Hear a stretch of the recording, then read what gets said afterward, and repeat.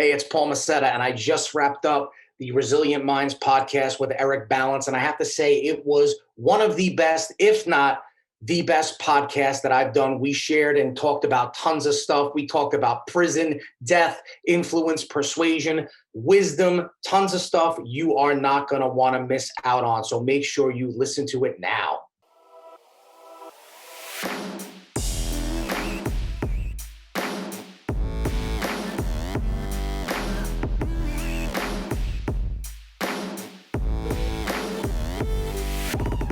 Welcome everybody to the Resilient Minds podcast. I'm sitting here with an epic legend, Mr. Paul. Is it Mascetta or is it Mascetta? I know it's Italian, but I just want to make sure. It depends on where in the world you are, but here in America we say Mascetta. Mascetta. Okay. Yeah. Sweet, bro. And it is Italian, am I right? It is. I'm mostly Italian, and I got a little bit of Irish in me. I love it, man.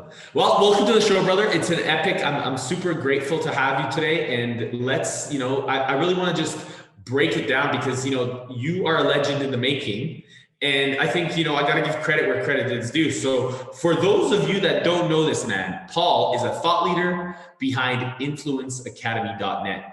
He's an American author, researcher, copywriter, salesman, and entrepreneur in the field of influence and persuasion. He was born in New York City, and he currently resides with his wife and 2 children right now. So Paul's passion and desire to know more about this process of influence and gaining compliance from others began at an early age when he realized that he could often change the outcome of life's circumstances simply because of his ability to persuade others. In elementary school, he was often known as the class clown that could talk his way out of everything. And in his late teenage years, he began working in numerous sales positions on Wall Street and learned firsthand how powerful one's ability to influence others truly is. He quit the ranks, various industries, and solidified his position as a true sales leader. And through his track record and winning countless awards, most of them first place, of course, like right? In sales contests where he was pitted against hundreds of other colleagues. Now, after increasing revenue lines for numerous companies, Paul took on this massive new career as a copywriter in the field of none other than internet marketing, and produced sales copy that's generated millions of dollars in revenue. For clients such as Steve Jobs, Dr. Joe Vitale, Frank Mangiano, Kristen Howe, Dr. Robert Anthony, and Mike Littman. Aside from that, and the value that he provides his clients, Paul spent so much time researching and writing about influence and persuasion and educating others on the importance of becoming a master of both. So you guys are in for a treat. But none other, this gentleman, he also enjoys teaching and training Brazilian Jiu-Jitsu. So be careful. And he loves to cook, of course, because he's Italian. Right? Welcome, right, brother. Absolutely. I love Thank you. Dude. Thank you for having me, man. Happy to be here. Likewise, bro. It's always a pleasure to connect. And, I love always connecting with new people that I've never actually met prior to the show, because then it's like, it feels like we genuinely get to build rapport on the call on the podcast, on the show, while we get to, really impact and change people's perception, lives, influence, share our stories. And it becomes just so much fun. And I think that I remember even at the beginning of, my podcast journey, I thought I needed to get to know everybody before they ever come on the show. And I was like, no, that's the whole authentic and super amazing part about getting to know each other. And I think that becomes a true opportunity, what we can transition that into our daily lives or share with people of how they can actually catapult their own opportunities in life. So one thing I always share, Paul, pivoting a little bit from that, is the resilience, right, behind our X factor, and how our experience really is our X factor, right? And how that experience has allowed us to continue to catapult ourselves into our purpose, into our whys, and how we're able to deliver our why to the world. So you're speaking my language. You're speaking my language. Yeah, I love it, brother. I love it, bro. So here, and I would love to hear from you because your influence, persuasion, this ability to connect with people in deep rapport is super important to do that. Am I right when you're talking influence? In my opinion, it's the most valuable. It's the most valuable skill set that anybody can develop, whether they're interested in influence and persuasion or they're not, because in my opinion, it's that X factor that magnifies all of the other good stuff about you. So you could be smart, talented, educated, experienced, but you got to know how to articulate that. You have to know how to demonstrate that effectively through the power of effective communication. I totally love that because and I love that, just briefly from your intro, we talked a little bit about how you defined and understood that at a young age. So my question is this, and I really would love for you to share, because I think that so many people look, hindsight is always 20/20, but people look back at their experiences happen, or oh shit, I wish that happened, or and they don't actually realize that there's so many gifts in it. So to me, my thought process is like, Paul, give us like an opportunity to see, take us back to what it was like a defining moment to realized, if where you realized and you understood, what was it that to take a current experience and realize that this was something that has defined me, and now I gotta pursue this, that I've just, it's like been a download in my life to realize that this has happened for me, or so, yeah, it happened for me, not to me. Interesting question, and a very, very well thought out, good question. So I had a heart attack about a year and a half ago. It was a widowmaker heart attack, which, if you don't know, is the most deadliest type. The survival rate, if you are not in a hospital or near a hospital, is less than 6%. And it's when you get a full blockage in your LAD artery. I had no idea. I mean, I was in decent shape, nothing like I've seen on your Facebook pictures, but, didn't think I was like grossly overweight or anything like that. So I went to jiu-jitsu. I was training jiu-jitsu. I finished up my last round of sparring or training, and I felt very winded. My heart rate was up. I was sweating, but all this stuff is normal after you train something as physical as jiu-jitsu. And so I just was telling myself, well, I'm just winded right now. I'll feel better once I get outside. I got outside. I didn't feel better. I got in my car. I was driving the windows down. I didn't feel better. I was like, okay, I got to take a shower. Then I'll feel better. I didn't feel better after a shower. So I literally took a shower and I put on my basketball shorts and my shirt, like what I wear to go to bed. And I was like, let me take a nap. If I take a nap, I'll feel better. And as I was laying down to take the nap, my phone started ringing, and it was my wife. Now, this is the first day of school. This is September 2019, first day of school for my kids. My son, first day of high school. I think that's why I had the heart attack, to be honest with you, because I was so nervous for him. My wife calls me, and she's like, oh, this woman at my job, her son goes to the same high school as our son, blah, blah, blah. And I'm like, Ange, I got to get off the phone. She's like, what's the matter? I'm like, I don't know. I don't feel good, but I can't talk right now. So she's like, you don't sound right. What do you mean something's wrong? I said, I don't know. I got this feeling in my chest. She goes, I'm calling 911. Now, my wife isn't even home. She's on her coffee break with her friends at work. I'm like, okay. She calls 911. And within 10 minutes of the paramedics being there, I went into cardiac arrest, had to be shocked, had to be taken to the hospital, had to have a stent put in. And the moral of the story is that this was something that I wasn't even taking seriously. So the decision, if I would have went to sleep, I would have never woken up. So the fact that my wife made this phone call when she did, without even seeing me, seeing my physical state, it was a big eye opener, for me, to say the least. And that moment, it's hard to explain, but for as long as I've been doing what I've been doing in business, it was that moment that really opened my eyes and let me take true ownership over it. And I'll explain what I mean by that.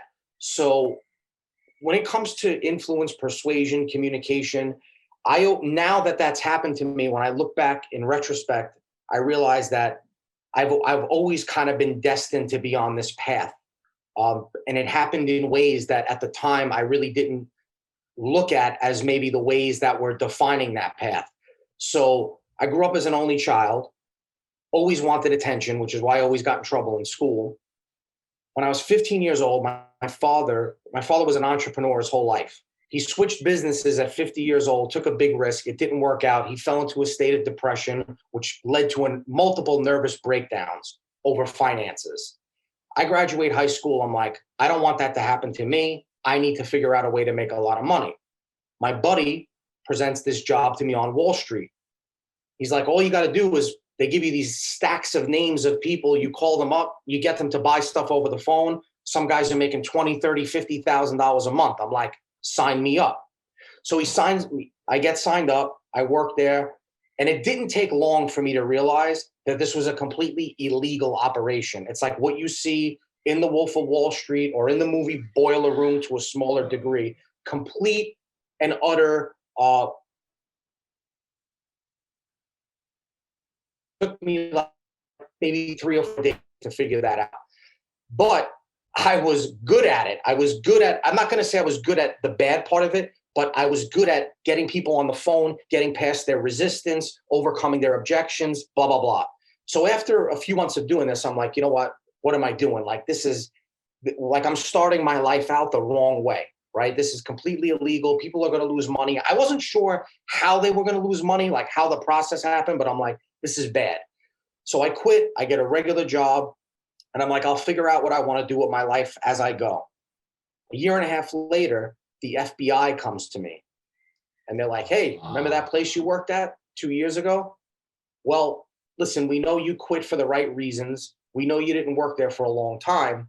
But we're building a case against your former boss, who happened to be a friend of mine. And he said, we're building a team of witnesses, and we want you to testify against him. And I said, I just can't do that. Where I come from, that's just not something that we do. And so basically, they left me alone for about a month. And my lawyer called me and he said, well, congratulations. He said, your boss, he blew trial. He's going away for about 6 years. And now they're prosecuting you for working there, right? So you got conspiracy to commit securities fraud and obstruction of justice because you didn't cooperate with them. So now I'm 19 years old. I'm like, what are my options? He's like, well, you could go to trial, but you'd probably lose. You did work there. You committed the crime. There's no way around that. And you did obstruct justice. So I'm like, what do I do? So he's like, well, you got to take what they're ready to give you. So what they were ready to give me was 5 months in federal prison and 5 months on home confinement with like an electronic bracelet around my wrist, around my ankle. So I take it and I'm wind up at 20 years old, the youngest inmate on the unit in the Metropolitan Correctional Center, MCC in New York City. It's a federal prison. It's a level 6 maximum security federal prison. And I'm in there at 20 years old. So this is when I look back in retrospect and I'm like, all the stuff that I teach people today about human communication was so elevated and magnified in that environment. So like the first thing I teach people is awareness. Like you have to be aware of your environment. You have to be aware of your feelings, your thoughts. You have to be aware of the other person, their feelings, their thoughts, their beliefs. Most people are completely unaware when they communicate with other people. They're just waiting for the other person to shut up so they can talk. In there, right? In there, all of that stuff is magnified. Like you have to be super aware of your environment, super aware of who you trust. You have to be super cognizant of the way you carry yourself because you have to have this position where you have to let people know that you're not to be respected, you're not to be disrespected and walked over. But at the same time, you can't push it so far to the point where you're being disrespectful and now you're getting jumped or you get into a fight, you're getting stabbed, God forbid, you're getting killed over something trivial or stupid. So you're constantly teetering on this fine line between, what you should say and what you should do. And so I got out of there, and then the only jobs I could get after that were sales jobs, which coincidentally was the only thing I was ever good at anyway, because every job I took, they were like, well, we'll pay you, but you got to generate your own money. It's like, okay. So I had a bunch of sales jobs. And while I was in one of those sales jobs, my best friend started building an online business. This is 15 years ago. He said, look, I'm building this business. I need a copywriter, but I can't afford a real copywriter. You're the closest thing I have. And I didn't even know what a copywriter was at that point. I thought he meant like copywriting, like songs, like publishing type of copywriting. And he goes, no, it's just salesmanship in print. So the same way you sell face to face, I need you to write those words on pages so that, I can take orders. So I was like, okay. So I start writing copy while I'm at my sales job as a kind of like a side hustle. And I started getting better at it. And as a result, he started making more money and his company started growing. Now it's a multi-million-dollar company. And while that was happening, I started getting referrals, to write copy for other people. And then the next thing I know, Eric, I'm making more money writing these sales letters for my computer than I am working the whole week at my job. So I'm like, what would happen if I took this copywriting thing like seriously? Like read books on it, understood human psychology, influence, persuasion, communication, what makes people buy, how to build rapport. And so I immersed myself in that stuff for 2 years. I wrote over 100 sales letters in a 2-year period. And I really got, like, you want to talk about like a fast track, like neuro hacking, learning one specific thing over like a very short period of time. It was learning influence, persuasion, et cetera. 2 things happened to me in that process. The first one was that I got a little burnt out because I wrote tons of copy. And the second thing was that I realized that I wanted to shift from that point because I was like, well, how could I continue doing this without actually writing copy? And I was like, you know what? I pretty much documented everything I did over the past 2 years. What if I just taught that to people? What if I just shared all the stuff I learned? So I started my online business, Influence Academy, in January of 2011. So just short of 10 years. Started with 1 course, 2 courses, 3 courses. And now we're up to, we have like 50 training courses in one capacity or another on influence, persuasion, all things human communication. Hope that story wasn't too long. Bro, this is amazing because, I love it. Like, so, we could talk about like the OGs, like Rich Sheffron or things, and you're like totally there, bro. Like, like the OG, like you've been in the industry for 15 years, man, and sharing knowledge, sharing brilliance, and offering insight. I always love like hearing from people that have been so much industry for such a long time, specifically now in the internet industry, because what allowed us to, like, where everything is transitioning, so many like OGs like yourself, you think Jay Abraham or yourself or Rich Sheffron, like any of these great names,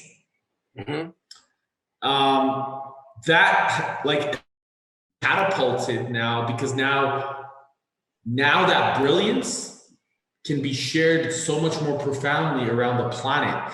And the cool thing is that the guys that are brilliant at it, like yourself and so many others, have been doing it for past decade, and there's still so much opportunity.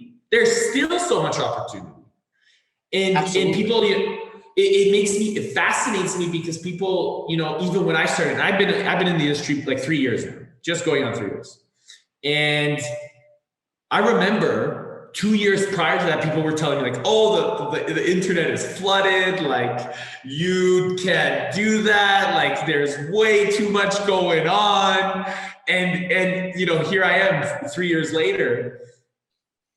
And it's beautiful to watch that because there's still so much opportunity, because now it opens that ecosystem and the borders and the possibilities around the planet, and the abundance just continues to thrive. So if you don't mind, because this is a super amazing topic to touch on, is that level of abundance that's available to each and every entrepreneur, whether they're a copywriter, whether they're a marketer, whether they're a coach, consultant, but they have some sort of value to add in the world. Why is now the best time to really jump and in on this beautiful opportunity, especially during these kind of tumultuous times? Because now more than ever, we have two, in this particular time in our lives, we have access to two things that are extremely powerful when it comes to building any kind of a business, but really an online business. So number one, we have access to people.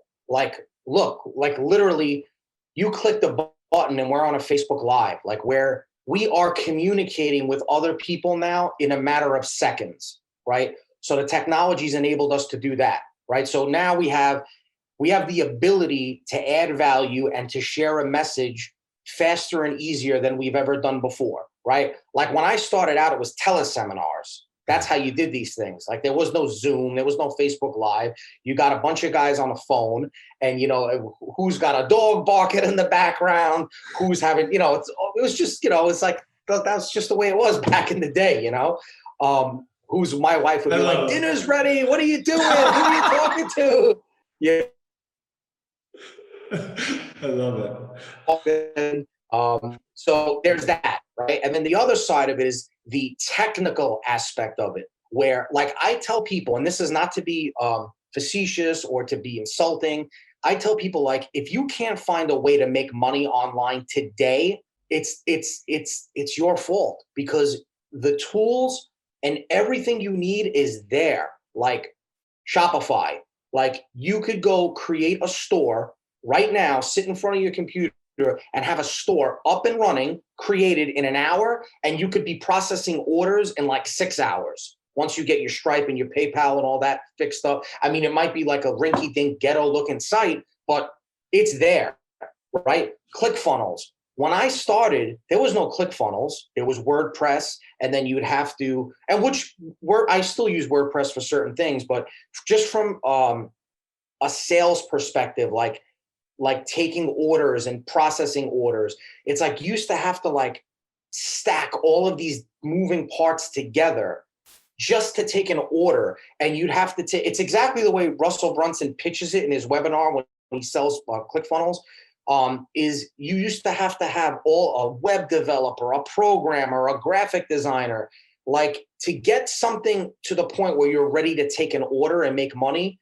You'd have to go from an idea to reality would take you a month, 2 weeks, depending on content. Now it's you could do that in a matter of hours. So when people say things like that to me, it's the wrong time.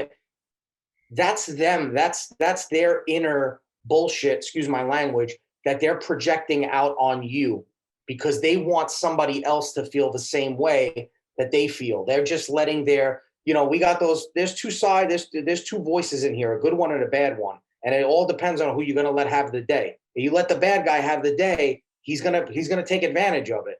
And so when that happens to people, I guess they don't want to be alone in that. So they project that out on other people. But anybody that thinks that, I can tell you that is not, I mean, come on, bro. I see 17-year-old kids. They're like, yeah, I created this little side hustle. I sell baseball hats. It does 20 grand a month, right. It's okay.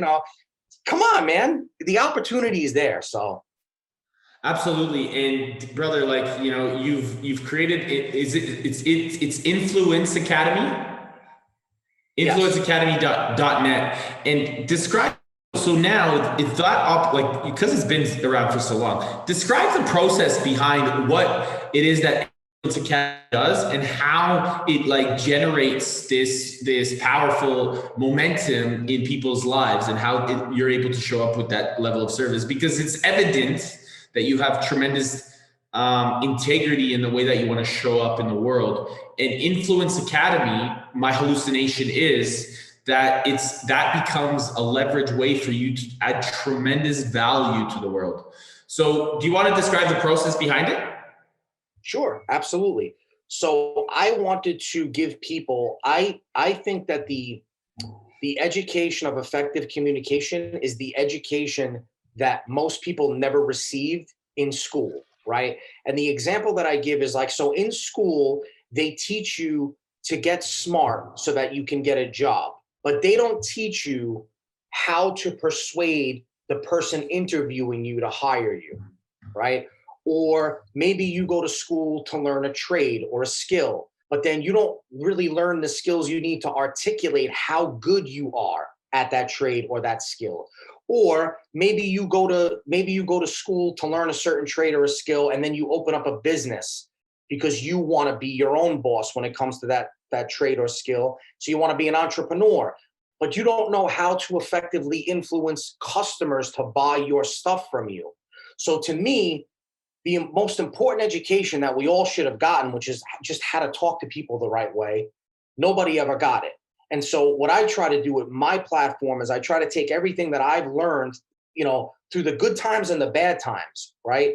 Like the worst time in my life was when I was in prison at 20 years old. But looking back on it, I took so much from that in reading body language, assessing verbal cues, assessing micro expressions in people, storytelling. Like that's one aspect of communication that, in my opinion, it's the most powerful like tactic, strategy anybody could use, is storytelling. Because all these different facets of my life, I've always seen storytelling, from the boardroom to school to prison to weddings to funerals. It's everywhere. So that's one program I actually focused on, was a program called Storytelling Blueprint, where I show people how to apply storytelling in their sales and marketing. But the rest of the academy is just basically, trainings that people can use to develop these skills: rapport, influence and persuasion, verbal language, nonverbal language, negotiation, networking, etc. I love it, dude. And like storytelling, one thing that I want to like really touch on is that storytelling aspect, because I think that that's such a powerful way for us to share our story. And, I talked about experiences and this element of, pursuing that why as a result. And, I don't know if you know this, but, when I was younger, I got into drugs, and I started using.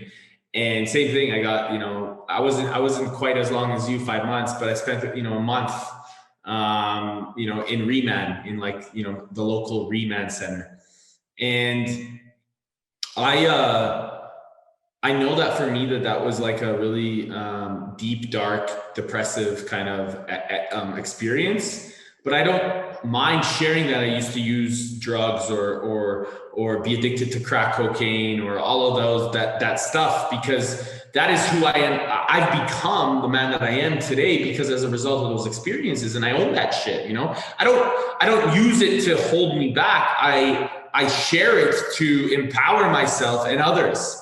And I think that so many people are fearing that vulnerable state or that authenticity to really share their stories in a powerful way, not in a way to hold off and say, poor me, and make themselves a victim, because that's not useful either, but to really empower themselves to move forward. How would you share when like people are like, oh, I don't want to talk about myself. I don't want to, make it about me. I've heard that a lot, and I'm certain that you have as well. What would you tell somebody that is coming up with those kind of like thoughts, or they're thinking that in that manner? So the not making it about you, I get that, in sales, in marketing, it never really is about you. Even in storytelling, people think that storytelling, when you tell a good story, that you're the hero of the story. But the reality is, if you tell the story the right way, the other person becomes the hero of the story. Yes. So it not being about you is fine, because it's not supposed to be about you. what you're supposed to do is you're supposed to use that story or that experience to impart some sort of wisdom that you gained. That is, I typically tell people, like, the darkest stories or the craziest stories are often the best stories, because they enable you, first of all, to capture attention and engage people, right? Like, I could tell you a story. I could tell you a story about, like, how, for instance, like how I was able to persuade somebody in Starbucks to buy me a coffee yesterday, versus telling you a prison story, right? Which one is like, hey, oh, let me hear the jail story. I want to hear that one. Did you get beat up? Did you get jumped? I want to hear all this stuff. So there's that aspect of it, right? But besides that, I think you have an ability, our experiences in life, especially the really drastic ones and the life altering ones, we walk away from those things with wisdom, whether we realize it or not. And it's often a wisdom that's very rare. Like, there's not a lot of people that can share the wisdom of a 20-year-old kid being in federal prison.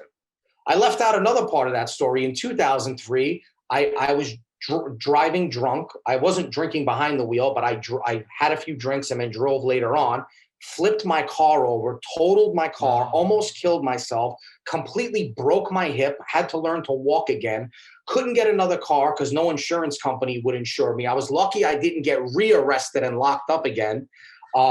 So these things that in that process, I learned to walk again. I learned to find myself again. It was how I got into the fitness industry at the time. And so when you can share a story that's very unique to you, it makes people take you more seriously, and they say, okay, maybe this guy or this girl has something to say that I should listen to. And it enables you to bring them into just like a movie or a book, without them having to go through all the danger and all the bad parts of it that you actually had to go through. And then at the end, they can walk away with some wisdom that's about them, not about you telling the story. And the reality is, if the other aspect of it is the vulnerability, is this: I got news for you. People are more interested and care more about and can relate more to the vulnerable, bad, embarrassing stuff that you've went through than all the great stuff. Because the great stuff sometimes is very unrelatable. Like, if you're trying to help somebody get from point A to point Z, and they're like, you have to first get them to point B. If I just try to take somebody from where I started, to where I'm at, or if I just started with where I'm at now versus how I got there, the story isn't that interesting. So you have to be vulnerable. You have to look, at the end of the day, it's like you said, I don't glorify what I did. I'm not proud of it. But at the end of the day, it's part of the fabric that makes up who I am today. And I can't change that. The only thing I can do is draw wisdom from it and say, what have I learned from it? And what can I pass on to other people as a result of it? Fuck yes. I love it, dude. And that, I think, like, when I think of like what you just shared, to really, that so many of us, we look at, all of these people around the planet that think that, oh, they have it, like they're doing such great things, or they know everything that they're doing, but we all make fucking mistakes. And I think that element of perfection only comes from the perfection never comes. It's always just that, like you said, that improving forever, that constant and never ending level of improvement that we're always seeking, we're always endeavoring, we're always willing to step into. I find that so many people, when they're trying, or not trying's not, they're like, when they're doing business, or when they're doing marketing, or when they're doing life, they get stuck so this element of perfection, where they seek out regularly the knowledge, and they struggle with the execution because they're constantly honing in the knowledge aspect and forgetting that the truth and the power and the grace and the opportunities come from execution and from actually making it real. Even if we fail, even if we fuck up, and that is a whole part that is a whole step into that vulnerability. Not now, you're not just talking about it, but you're doing the vulnerable part of it. And that is where I get really empowered, is like, or that is how I really like see, you know, us able to lead so much of humanity, bro, is like allowing us to step into that like regularly. And I can tell you, like, there's so many things, like I was telling you earlier about stepping into the online world. I had no fucking clue what I was doing, like at all. And you know, I'm certain, like you said, you didn't either, right? Like you just were like, let's figure this out. And I think that is the most coolest thing, is like, you know, we are resilient in willing, if you really truly believe in yourself, in that psychology, in that essence of who you are at a core level, which is inherently a good person, and knowing that you want to be more, accomplish more, you will be resilient enough to continue to push through. So I guess what I'm trying to say is, you know, when individuals like opposite points of view from you, when they show up with opposite points of view from you, you know, how do you respond to that? Because this is something that I share with you, but like if somebody was like, you know, showing like, listen, no, I like, fuck that, I'm not putting, you know, crap out there. And obviously that's not what we're talking about, but like people's perception is that it needs to be perfect. What would you say to that? What would I say to somebody who tells me that they won't put it out until they're perfect, until it's perfect? I'm just trying to make sure I understand that. Have like yeah, of course, my apologies. So if people show up with an opposite point of view of like sharing their authenticity, to be just executing something that's not the most perfect way, how would you respond to that? So when it comes to points of views, this is where the real persuasion comes into play, right? This is where, like, if everybody just agreed with everybody all the time, we'd never have to persuade anybody, right? And so this is actually something that I talk about with people when they're like, oh, persuasion's evil and it's manipulative and it's sleazy. And it's like, no, it's not. It can be if that's your intention to use it. But there are a million other ways you could use it too. Like there are ways that you can use it to make people have breakthroughs, to where they completely change a paradigm. They have a complete shift in the way that they were looking at something. And as a result, their entire life changes because of it. So that being said, sometimes I think we have to get, I'm a tactical and a strategic thinker, where I like to think of things in steps. And so if I had to break it down in steps, I would say, you know, the two things that you have to have with people in order to really change their mind is you have to have either some authority. You have to have some authority on a specific topic where you happen to just know more than them about that specific topic, and then you demonstrate that to them, right? Like, for example, okay, I have a friend, went to high school with, great guy, love him to death. You know, we go out every once in a while for a couple of beers, have dinner. And he's a corporate guy. He's a social worker. He's went to school for like 10 years to get his social worker license. And, you know, that's what he does. The world of what I do is very unrealistic to him. So he'll tell me like, well, what do you do? Like, what's your business? Like, what? You teach people like sales techniques? Like, they could go learn that in a book. And I'm like, yeah, you could also learn to cook from a book. You could learn to do anything from a book. There's a book on just about anything out there. I said, so the value that I bring to the table is articulating it or demonstrating it, or maybe making it easier for people to learn and understand than if they just sat down and read a book, right? So I was able to change his paradigm on that because I have more authority and more experience doing this than he does. He never saw it that way. He was just looking at it from like a very blank slate. The other thing that you need is rapport, right? Rapport is like money in the bank. The more rapport you have, the more persuasive you can be. And the reason for that is sometimes you have to say stuff to people to get them to have that shift that you normally wouldn't say to them if you didn't have a lot of rapport with them. So if you think about like the last time you got into like a heated debate with like your brother, your sister, your cousin, or like a really close friend, and you wanted to get something across to them, you might yell, you might get passionate, you might say something that you wouldn't necessarily do with somebody that you don't know that well and that you're not that comfortable with. So the more rapport you have with somebody, the better it is. So that's just from like a tactical point of view, or strategic point of view, I should say. Tactically, what I do is I really just try to understand, okay, this person has this opinion about this thing. What are they basing it on?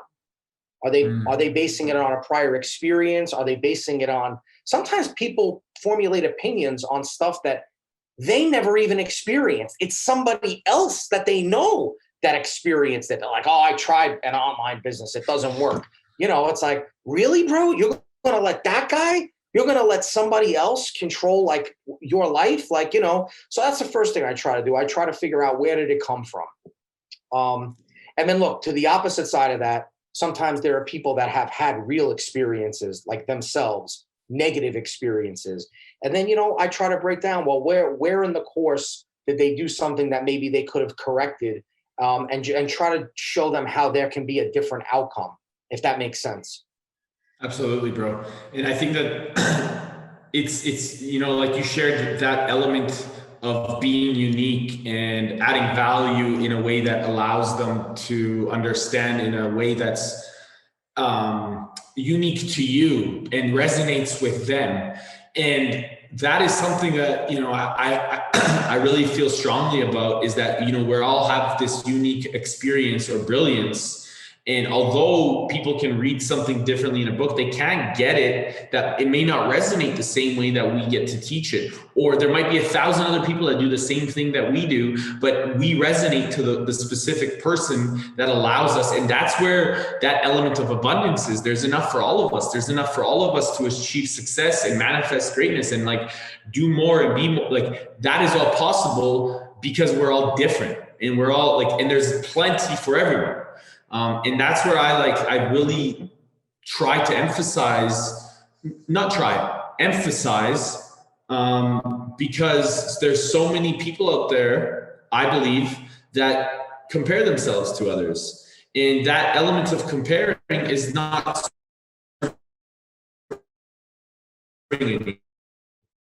So yeah, I love the share. Thank you, bro. It really means a lot. And I know we have a few minutes left to go. How do people, how do individuals, if they want to know more about you, Paul, and want to know more information about Influencer Academy, how can they, connect with you? You can check out my YouTube channel, Paul Mascetta. I have over 100 videos on the YouTube channel, tons of free content you can check out there. You could also go to influenceacademy.net. And you can learn more about what we offer over there. Like I said, various training programs ranging from storytelling to persuasive speaking to building a strategic alliance, negotiation. We pretty much have everything covered on there. And then I could also, if you want, I can hook your people up maybe after this or whatever with a link where I can give them a free resource. The thing I usually like to give people is this thing called, it's an ebook. It's a very short ebook called The 6 Persuasion Power Levers. These are the Beautiful. 6 things that I've discovered in my life that I don't really see many other people talk about. And they are, the first one that I talked about, awareness, like how aware you are of the context, environment, circumstance when you communicate with somebody. Second is your authenticity. How real are you? How real are you being when you communicate with people? But there's a caveat to that, because you have to find the balance between your most authentic self and your most persuasive self. There are some people that are try to be too persuasive and they come off salesy and slimy. And some people that are almost too authentic in the wrong environment or context. And they're like, oh, well, that's just who I am. Like, you don't show up at a job interview the same way you show up at a football game, right? Or at least you shouldn't. That's the point. So you have to find that balance of authenticity. The next one, which I mentioned, was authority, which this is a classic influence and persuasion 101. Robert Cialdini, by his book on influence, it was written almost 40 years ago. And one of the weapons of influence that he cites is authority, which tells us that we are more inclined to listen to and comply with people that we view as authorities, lawyers, doctors, police officers, whatever. If we feel someone's an authority, we'll trust them and we'll listen to them. Next is your aptitude.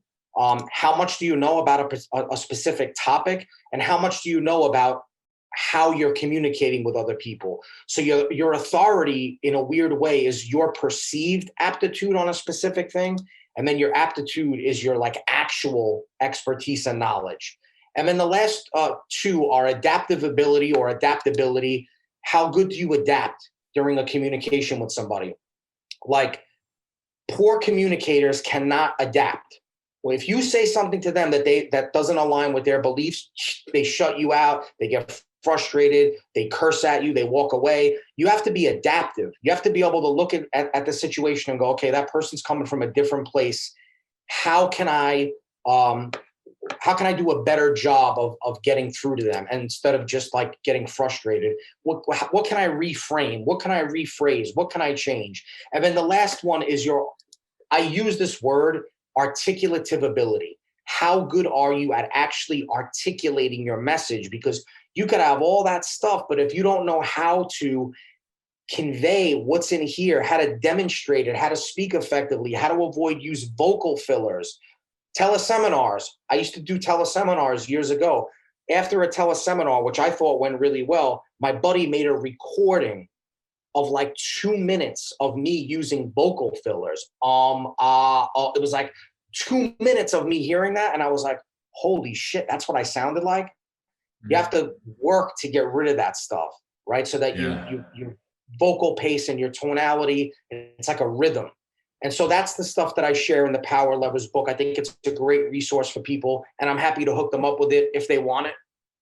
Absolutely. Can you share it so that they can know where to go? And I'll put it into the show notes, brother. Yes, sure. What's the link, if you don't mind? Just www. I'm just gonna pull it up because I have so many of them. Okay, cool. No worries. There's so many different links because we offer so much stuff. But let me just pull it up. Yeah, this will be great. Like, and Robert Cialdini has been such a for me. Like, I love his work too. He's been epic. So I think that this will be tremendous value to anybody that wants to go. And make sure you guys go check it out, because this will be an epic way for you to utilize some of these persuasive tactics that Paul has created, and be able to inform yourself on ways that you can just become better and add more value to your brilliance. Absolutely. Okay, here we go. Want me to just pop it into the chat? Amazing. Hey, you can drop it in the chat, but you can just let us know real quick so that on the recording. www. It's one of these. Okay, crazy, I see. But I can. Amazing. I can probably shorten it. Hold on one second. So what I'll do, guys, for anybody that's listening right now, check out the show notes, and what we'll do is we'll put it in Influence Master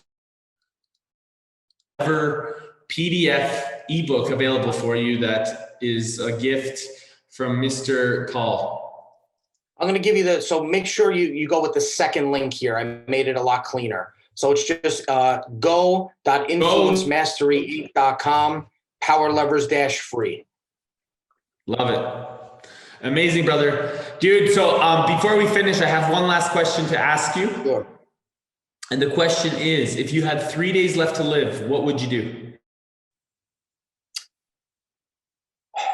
It's a good question. I would, is it one thing I would do in those 3 days? Whatever you want. You could do 3 days left to live. What would you do, like, for those 3 days?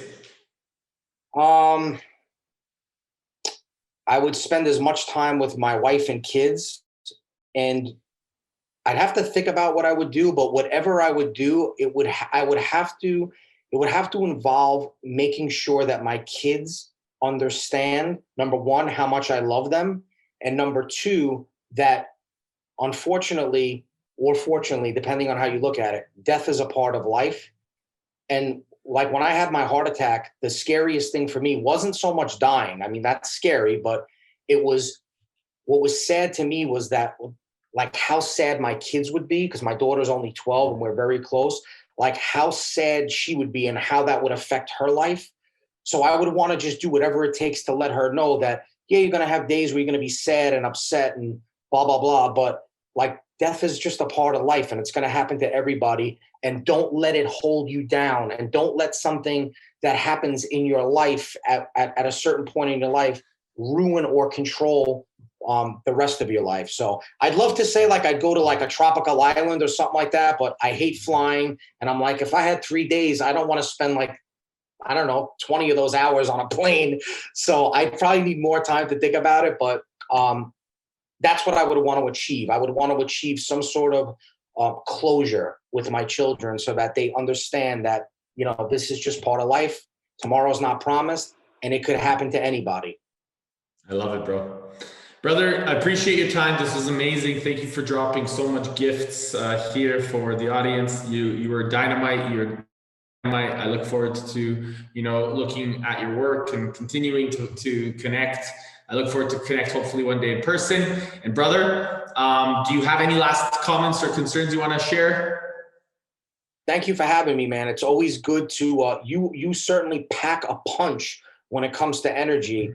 And I love that, because sometimes I do interviews with people and it's like, I'm interviewing them. And you are, I can feel your energy, man, coming through, and it's definitely good. So I appreciate that. Good stuff you got here.